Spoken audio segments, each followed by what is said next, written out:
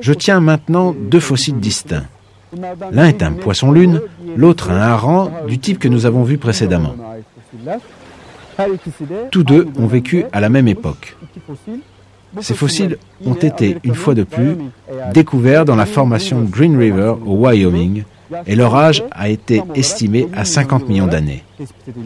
Une autre caractéristique importante de ces deux fossiles est bien évidemment leur structure parfaite.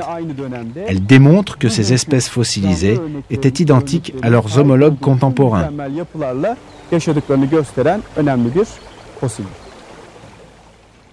Il n'existe aucune différence entre celle-ci, le poisson-lune actuel, et le hareng actuel. Leur tête, leurs yeux, les ouïes, les ailerons, la structure osseuse et leur queue sont identiques à ceux vivant aujourd'hui.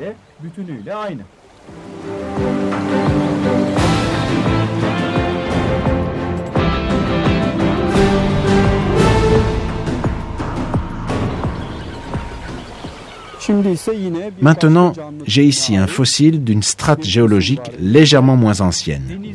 Cette créature particulière, connue sous le nom d'aiguille de mer, vivait il y a environ 23 millions d'années. Elle a été découverte en Italie. Ce vertébré remonte à la période Miocène. Pourtant, il possède exactement les mêmes caractéristiques que les aiguilles de mer actuelles. Une fois de plus, un fossile apporte la preuve évidente qu'une espèce vivante est arrivée jusqu'à nos jours sans subir le moindre changement.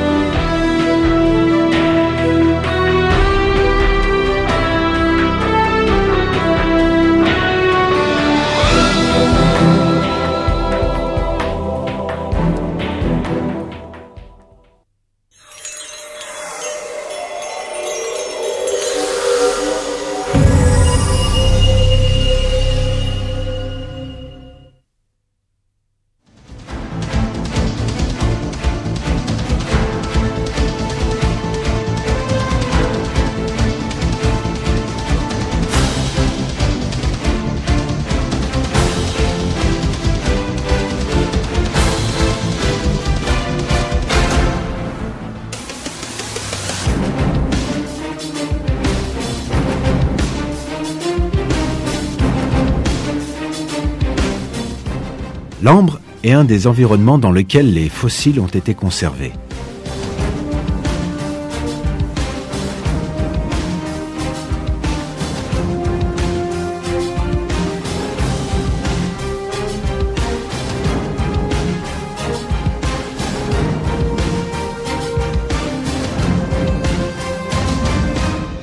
Les êtres vivants, tels que les insectes et même les petits reptiles, sont parfois pris au piège de la résine qui suinte de l'écorce des arbres. Avec le temps, ces résines durcissent petit à petit et se transforment en ambre transparent qui va donc préserver quasiment à l'identique l'organisme pris dans ce piège. Puisque ces petites créatures emprisonnées dans l'ambre sont immédiatement et totalement coupées de tout contact avec l'atmosphère environnante, leur corps reste dans un état de préservation presque parfait pendant des millions d'années, et ce jusqu'à nos jours.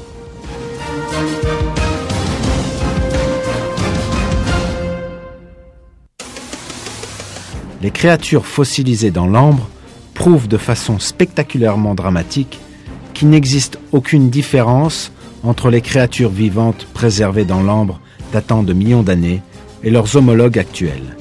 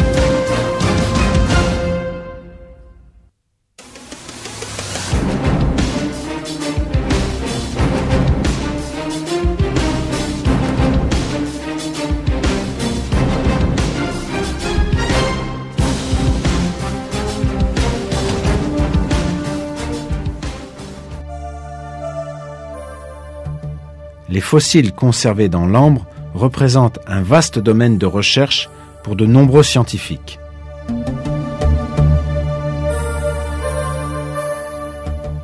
Par exemple, les entomologistes, les docteurs George Poinar et Roberta Poinar de l'Université de Californie de Berkeley, ont mené des études approfondies sur les fossiles conservés dans l'ambre dans différentes parties du monde, en particulier en République dominicaine. Dans leur livre « The Amber Forest », la forêt d'ambre, ils ont rassemblé des centaines de fossiles âgés entre 45 et 15 millions d'années. Des spécimens fossilisés de nombreuses créatures vivantes prises au piège de l'ambre, en train de ramener de la nourriture jusqu'au nid, de se défendre, de se camoufler ou de défendre leur progéniture, de laisser échapper des substances chimiques afin de neutraliser des prédateurs, ont toutes été conservées dans l'ambre et maintenant exposées.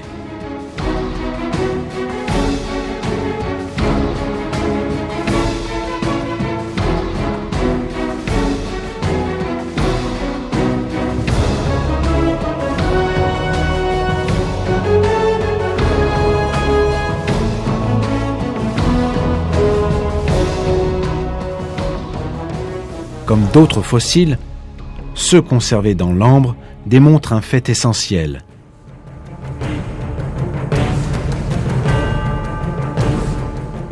Les créatures vivantes sont restées identiques pendant des millions d'années. En d'autres termes, elles n'ont jamais subi une quelconque évolution.